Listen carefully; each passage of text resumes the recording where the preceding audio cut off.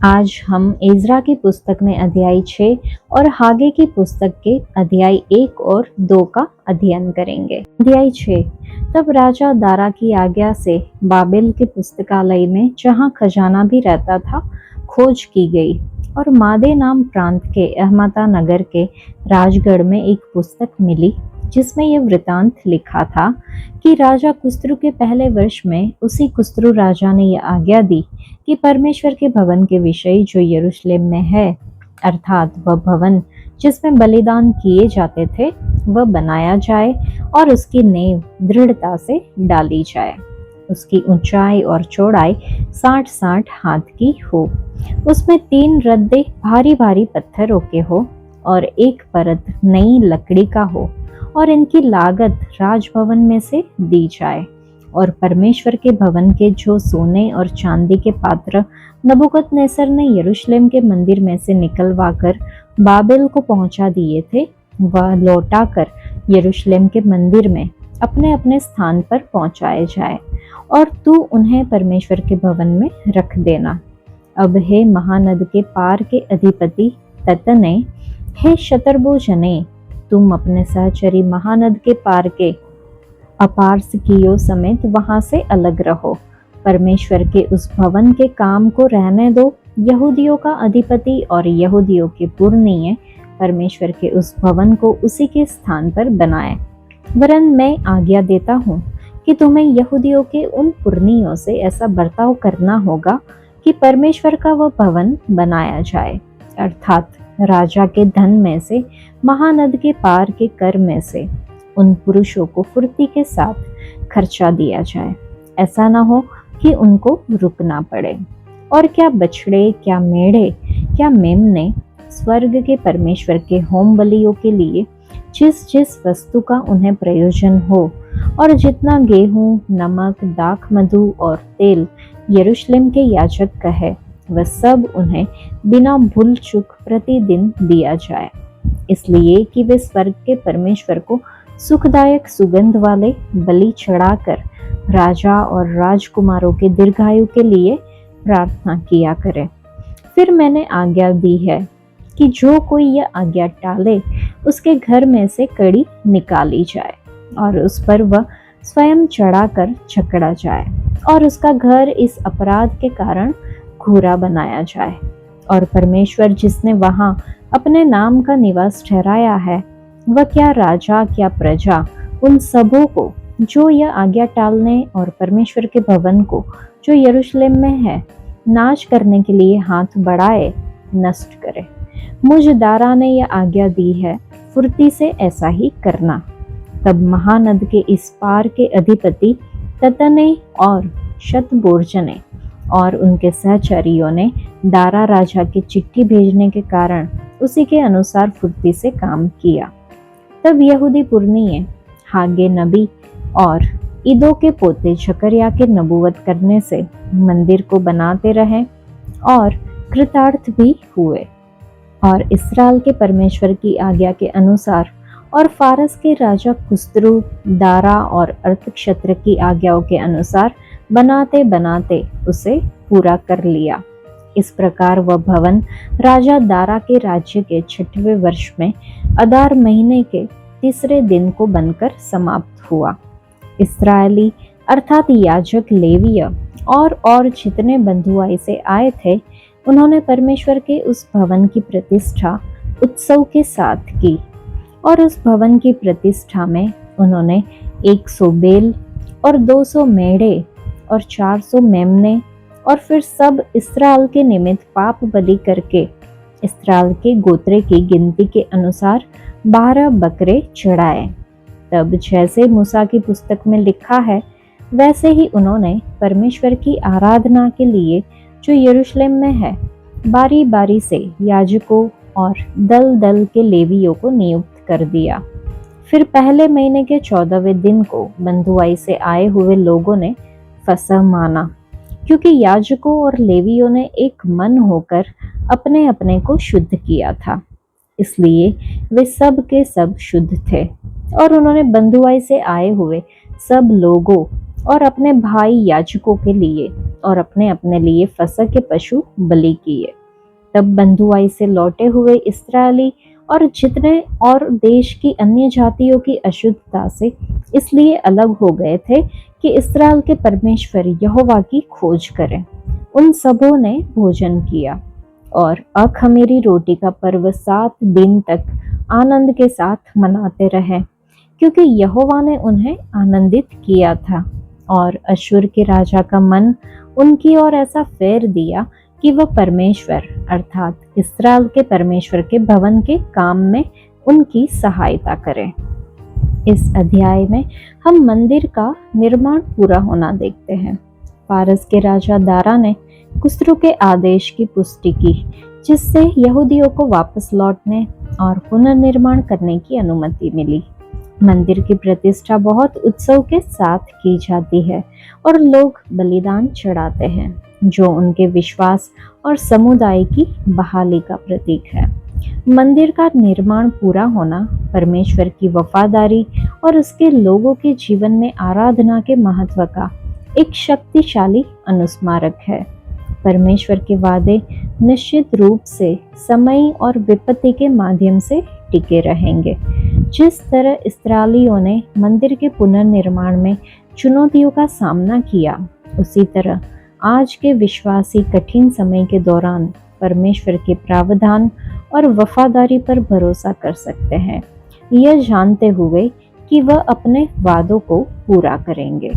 इस अध्याय में राजा के प्रावधान के साथ शाही काम देखते हैं। राजा कुस्रू के पहले वर्ष में राजा कुस्रू ने यरूशलेम में परमेश्वर के भवन के बारे में एक आदेश जारी किया। लिखा है, परमेश्वर के मंदिर का निर्माण एक शाही राजकीय काम है और इसलिए परमेश्वर ने शाही खजाने से धन लेकर कुस्रू, दारा और अर्थक्षेत्र जैसे राजाओं की भागीदारी की।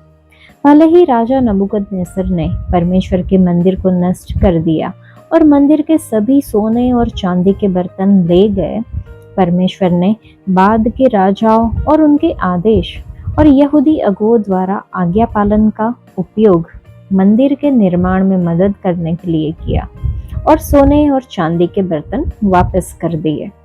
ये लोगों के लिए मंदिर बनाने के लिए परमेश्वर की उत्सुकता को दर्शाता है, ताकि वे उसकी आराधना करें और पशु बलि चढ़ाए और उसके साथ एक रिश्ता बनाए। ये मंदिर उसके रहने के लिए नहीं, बल्कि उसके नाम की महिमा के लिए था। इसी तरह परमेश्वर हमें अपने मंदिर के रूप में बनाने के लिए उत्सुक है, जो एक शाही काम भी है। वह अपने शाही प्रावधान जैसे कि उनका लहू, उनके वचन, उनका अभिषेक और हमारी आज्ञा पालन का उपयोग हमें पवित्र करने और हमें आत्मिक बलिदान चढ़ाने के लिए एक आत्मिक घर बनाने के लिए करते हैं। यशाया की पुस्तक अध्याय 57 में लिखा है कि ऊंचे पर और पवित्र स्थान में निवास करता हूँ और उसके संग भी रहता हूँ जो खेदित और नम्र है।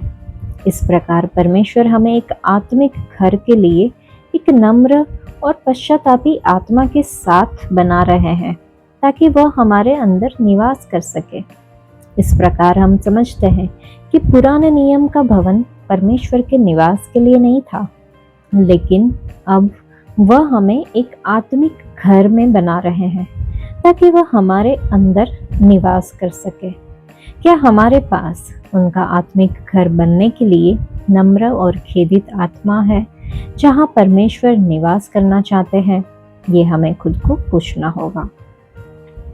इज़रा की मेहनत और आज्ञाकारिता ने परमेश्वर के लोगों के लिए धार्मिक स्वतंत्रता का द्वार खोल दिया था। एक बार फिर से परमेश्वर ने इस्राएल के लिए अपने उद्देश्य को पूरा करने के लिए एक मूर्ति पूजक राजा का इस्तेमाल किया। बदले में परमेश्वर को अपने लोगों से महिमा और सम्मान मिला। हम परमेश्वर के वचन का अध्ययन करने और उसे लागू करने में कितने वफादार हैं।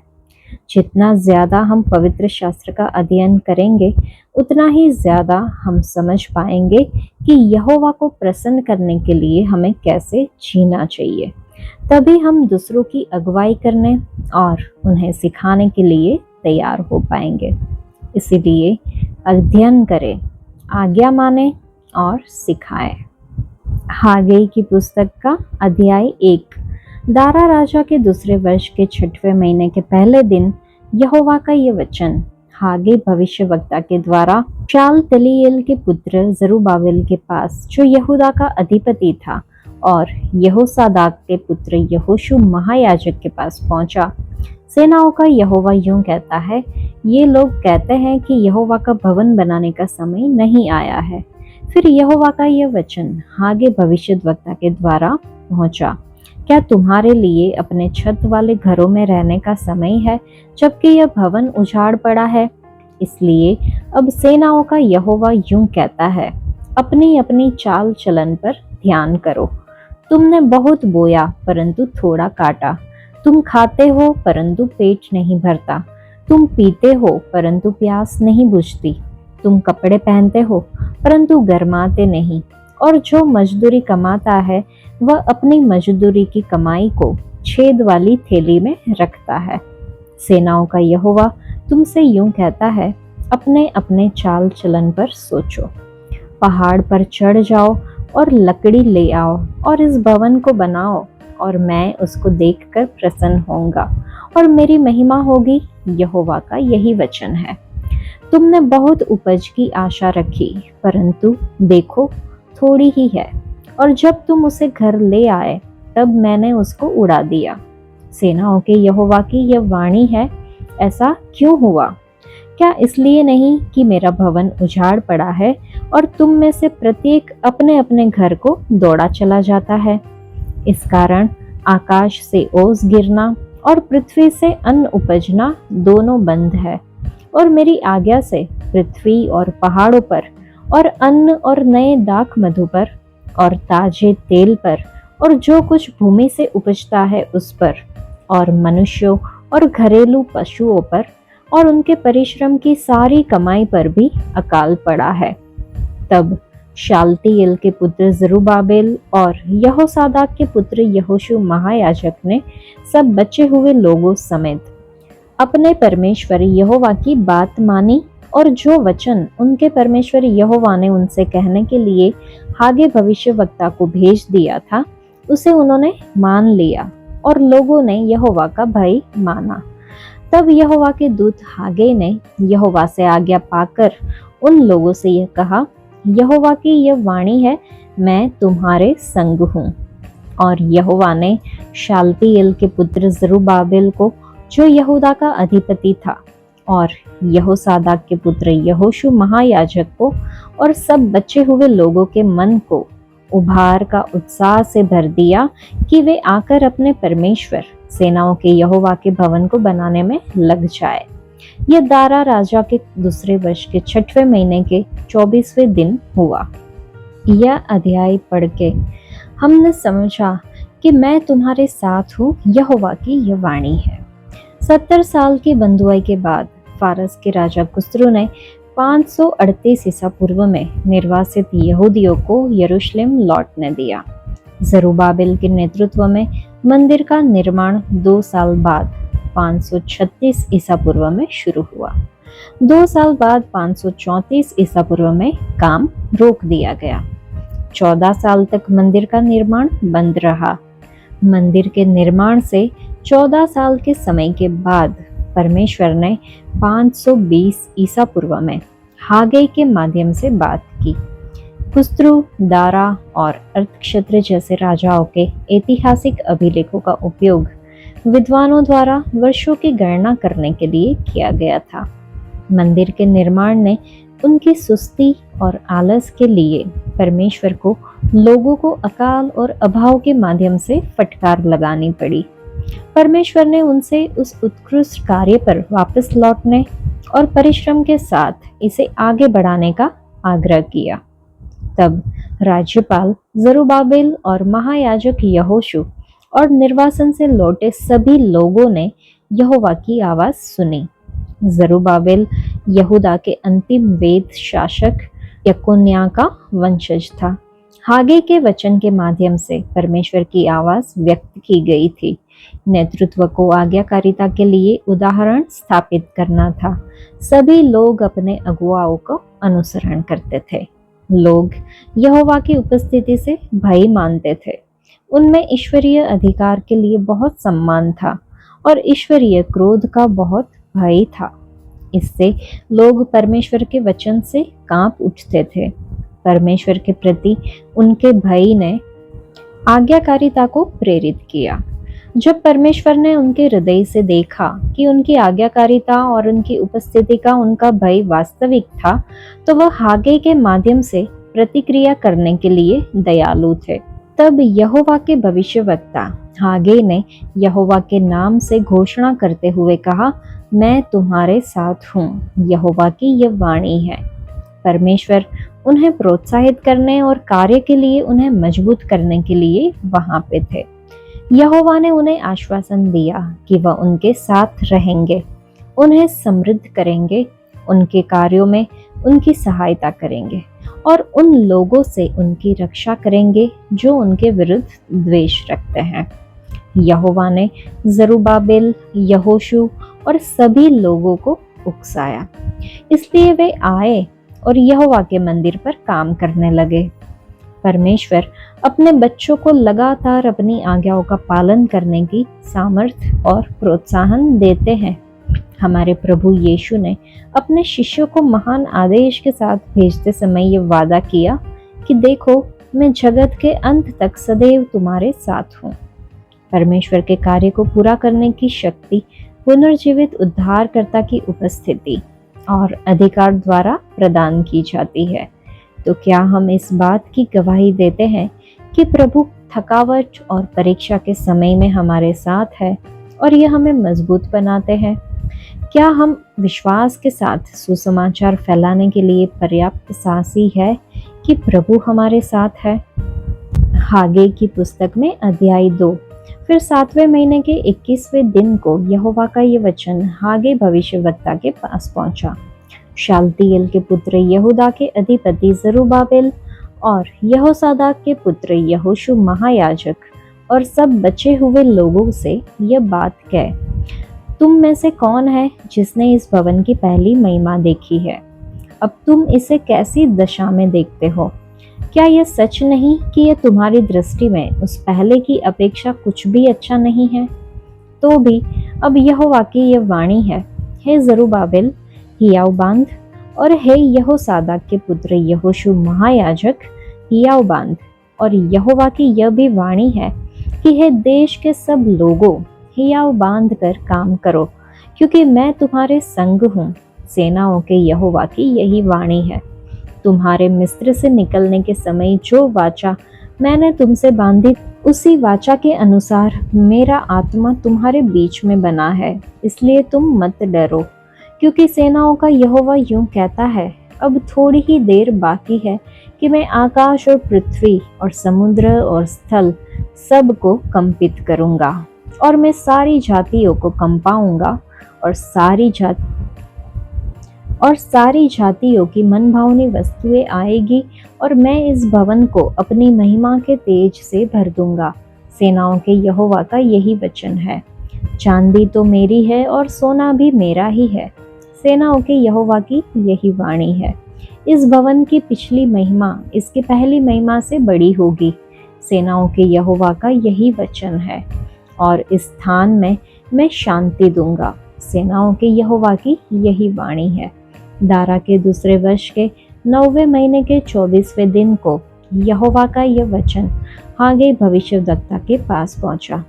सेनाओं का यहोवा यूं कहता है, याजकों से इस बात की व्यवस्था पूछ, यदि कोई अपने वस्त्र के आंचल में पवित्र मांस बांधकर उसी आंचल से रोटी व पकाए हुए भोजन व दाख मधु व तेल व किसी प्रकार के भोजन को छुए, तो क्या वह भोजन पवित्र ठहरेगा? याजकों ने उत्तर दिया, नहीं। फिर हागे ने पूछा, यदि कोई जन मनुष्य की लोथ के कारण अशुद्ध होकर ऐसी किसी वस्तु को छू, तो क्या वह अशुद्ध ठहरेगी? याजकों ने उत्तर दिया, हाँ, अशुद्ध ठहरेगी। फिर हागे ने कहा, यहोवा की यही वाणी है कि मेरी दृष्टि में ये प्रजा और ये जाति वैसी ही है और इनके सब काम भी वैसे हैं और जो कुछ वे वहां चढ़ाते हैं वह भी अशुद्ध है। अब सोच विचार करो कि आज से पहले, अर्थात जब यहोवा के मंदिर में पत्थर पर पत्थर रखा ही नहीं गया था, उन दिनों में जब कोई अन्न के 20 नपुओं की आशा से जाता तब दास ही पाता था, और जब कोई दाखरस के कुंड के पास इस आशा से जाता कि 50 बर्तन भर निकाले, तब 20 ही निकलते थे। मैंने तुम्हारी सारी खेती को लू और गरुई और ओलों से मारा, तो भी तुम मेरी ओर न फिरे। यहोवा की यही वाणी है। अब सोच विचार करो कि आज से पहले, अर्थात जिस दिन यहोवा के मंदिर की नींव डाली गई, उस दिन से लेकर 9वें महीने के इसी 24वें दिन तक क्या दशा थी, इसका सोच विचार करो। क्या अब तक बीज खते में है? अब तक दाखलता और अंजीर और अनार और जलपाई के वृक्ष नहीं फले, परंतु आज के दिन से मैं तुमको आशीष देता रहूंगा। उसी महीने के 24वें दिन को दूसरी बार यहोवा का ये वचन हागे के पास पहुंचा। यहूदा के अधिपति जरुब्बाबिल से यूं कह, मैं आकाश और पृथ्वी दोनों को कंपाऊंगा और मैं राज्य राज्य की गद्दी को उलट दूंगा। मैं अन्य जातियों के राज्य राज्य का बल तोड़ूंगा और रथों को चढ़वैयों समेत उलट दूंगा और घोड़ों समेत सवार एक दूसरे की तलवार से गिरेंगे। सेनाओं के यहोवा की यही वाणी है। उस दिन, हे शालतिएल के पुत्र मेरे दास जरुब्बाबिल, मैं तुझे लेकर अंगूठी के समान रखूंगा। यहोवा की यही वाणी है, क्योंकि मैंने तुझी को चुन लिया है। सेनाओं के यहोवा की यही वाणी है। इस अध्याय में वचन 4 और 5 हम पढ़े तो लिखा है, देश के सब लोगों हियाव बांधकर काम करो, क्योंकि मैं तुम्हारे संग हूँ। वही पवित्र आत्मा जिसने मूसा और याजकों को लोगों का नेतृत्व करने में सक्षम बनाया, वह यहूदियों को मंदिर का निर्माण पूरा करने में सक्षम बनाएंगे। हागे के साथ सेवा करने वाले नबी जकरिया ने भी परमेश्वर की इच्छा को पूरा करने के लिए आवश्यक सक्षमता के लिए पवित्र आत्मा पर भरोसा करने के महत्व पर जोर दिया। सेनाओं के यहोवा की यह वाणी है, न तो बल से न शक्ति से, परंतु मेरे आत्मा के द्वारा। इस भवन की पिछली महिमा इसकी पहली महिमा से बड़ी होगी। सेनाओं के यहोवा की यही वाणी है। हागे ने एक कथन दिया जिसे दूसरे मंदिर की नींव रखे जाने के साक्षी बने बुजुर्गों ने बेतुका माना होगा। पहला मंदिर जिसे सुलेमान ने बनाया वह दुनिया की सबसे शानदार इमारत थी। इसके निर्माण में 3300 टन सोना और 33,000 टन चांदी का इस्तेमाल किया गया था, जबकि ये दूसरा मंदिर जिसे जरुब्बाबिल द्वारा बनाया जा रहा था एक बहुत ही साधारण इमारत थी, क्योंकि इसे बंधुआई में अपना जीवन बिताने के बाद वापस लौटे निर्वासितों द्वारा बनाया गया था। लेकिन हागे बाहरी वैभव के बारे में बात नहीं कर रहा था। पवित्र आत्मा से भविष्य सूचक अंतर्दृष्टि के साथ उन्होंने उस समय की ओर देखा जब परमेश्वर के पुत्र को इस मंदिर में लाया जाएगा, पहले एक शिशु के रूप में और बाद में इस मंदिर में सेवा करेगा, जिससे मलाकी की पुस्तक अध्याय 3 के पहले वचन की पूर्ति होगी। देह में परमेश्वर की उपस्थिति, इम्मानुएल, परमेश्वर हमारे साथ। सुलेमान के मंदिर में मौजूद सोने, चांदी और शिल्प कौशल की महिमा से बहुत अधिक होगी। आज हम वही गलती करते हैं, बाहरी वैभव के पीछे भागते हुए अपने अंदर मौजूद पवित्र आत्मा, सच्ची महिमा की उपेक्षा करते हैं। परमेश्वर ने इस पर शांति या शालोम की घोषणा की। इसका अर्थ था कि चिरस्थायी धार्मिक व्यवस्था की स्थापना करना, जिसे प्रभु यीशु ने अपने लहू से खरीदा और सभी विश्वासियों को विरासत में दिया था, क्योंकि वह शांति का राजकुमार है। यूहन्ना की पत्री अध्याय 14 में हम देखते हैं कि मैं तुम्हें शांति दिए जाता हूँ, अपनी शांति तुम्हें देता हूँ, जैसा संसार देता है मैं तुम्हें नहीं देता। तुम्हारा मन व्याकुल न हो और न डरे। आज के लिए इतना ही। परमेश्वर आप सबको आशीष दे। धन्यवाद।